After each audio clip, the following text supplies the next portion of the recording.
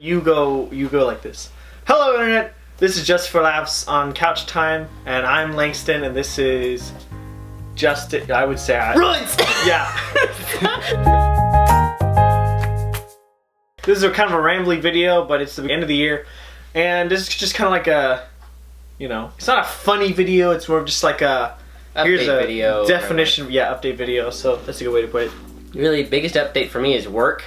I've really decided to actually start my own business doing fabrication and such, and I also work for a character performing company. Oh, that's new. new. Yeah, just dress up as different characters and go to things like birthday parties and different social events. Oh yes, I work for the church now. Same. I'm in the physical therapy assistant program now, officially, which is a lot more fun than I thought it was going to be. I like all my classmates, and the teachers are really fun. And all the stuff we do in class is pretty entertaining. That will be over in 2022 in spring. So I'll be done in like almost a year. That's kind of where we've been in our 2020. Yeah, not a bad year. Yeah. What were some things that you learned? Well, we learned, so Pioneers this year was difficult. For those of you who don't know, Pioneers is the inner city kids ministry that we have at our church, Emmanuel Baptist. And Langston and I are coordinators in there along with 3 other individuals. 2 of them were brand new, and it was COVID, as well. So they had a bit of an adjustment to make. This is kind of a big thing to learn about, like, dependence on the Lord, especially during like different seasons in life, because every season in life is going to have a different like requirement of you per se, but it's easy to forget that like God's still there.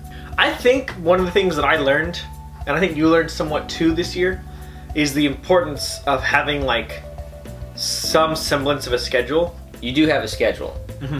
Even if you don't think you have one, you do have a schedule. It's just a question of, is it a good schedule? Getting a schedule down that works for you, that you can get the big things out of the way. Like you can get your time with the Lord in, and you can get your sleep is really important in, and you can get like time with friends and time for work or school. That is something that I think that I learned a lot more of this semester, which I want to convey the importance of, because if you don't have that, you don't progress as easily in whatever you're trying to accomplish. I'm assuming everyone who watches our video is trying to accomplish something, whether they're getting through college or whether they're about to go into college. One thing that I would say to argue that if you're in a position of like, well, I could get a schedule, but like there's nothing I need to do. Like I live with my parents or whatever, like I don't need to get a job. Maybe so.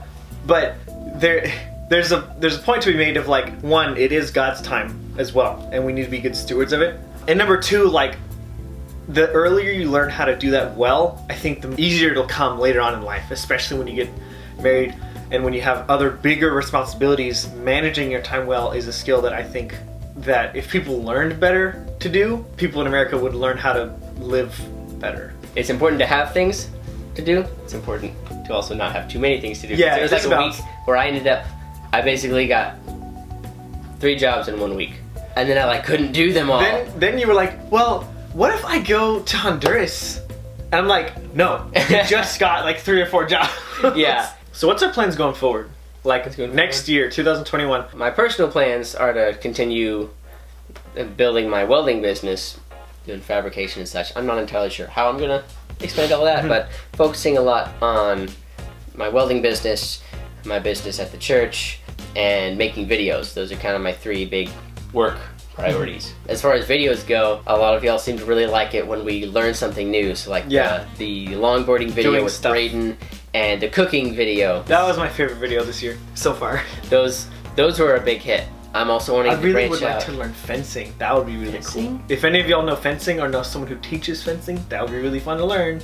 I mentioned this at the beginning of the year, but I'm wanting to do more story stuff. Maybe some skits or something like that. More pre-planning, that's my focus in this coming year. A lot of our videos, what I'll do is we'll just start the camera and we'll just kind of figure it out as we go, and then I'll piece it together in post. And that puts a lot of the work at the after filming, which is fine. And like our 2 best videos used that format, but I'm wanting to shift it and mix things up and do some other videos where you do more planning at the beginning. And I'm also wanting to involve a lot more people. The temptation is always there for me to come up with some really cool video idea, get everything set up, and then go find people and say like, hey, do you want to help make this video? Yeah.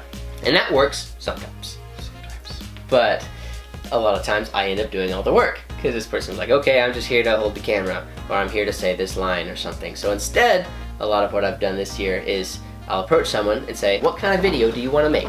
Yeah. Because then they have a personal investment in it. It's a clever way to get people to do the work for us. Yeah.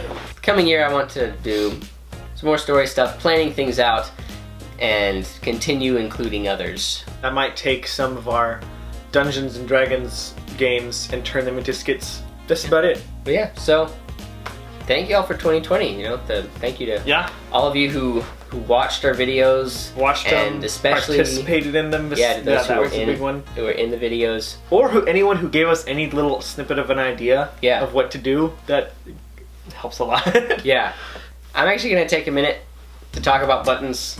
Buttons. We usually don't talk about buttons in the videos. Well, not many shirts have them anymore, you know. Can't believe you've done that. We're not making money off of this. It doesn't matter if people are subscribed, really, and it's just, I don't know, it sometimes seems annoying when YouTubers just constantly are always like, subscribe, oh my like the gosh, video. it's so annoying. But it's the end of the year, so I'm gonna annoy you with it now. You know, the like button, it shows us what you enjoy watching. The subscribe button really is more useful to you if you want us in your feed, in your subscription feed, meaning you don't have to go and search for JfL every time you want to watch a video. We'll send it right to you, whether you want it or not. Well, no, that's what the notification bell is for. So the notification bell, of course, if you want an actual email whenever we post a video. That's what it's for? Yeah. I never use any of this stuff, so I don't know. Those do help us connect with people and have our videos shared and viewed by the masses. All 12 people that watch our video. 12 people who watch them. That's my plug for buttons. Yeah. That's pretty much it. So thanks for 2020. Thanks for watching. See you next year. Yeah. Can I kill you now? Yeah, sure. Why not? Okay. Stab you here. Stab you. I don't know where else. This is a big knife. There's a lightsaber.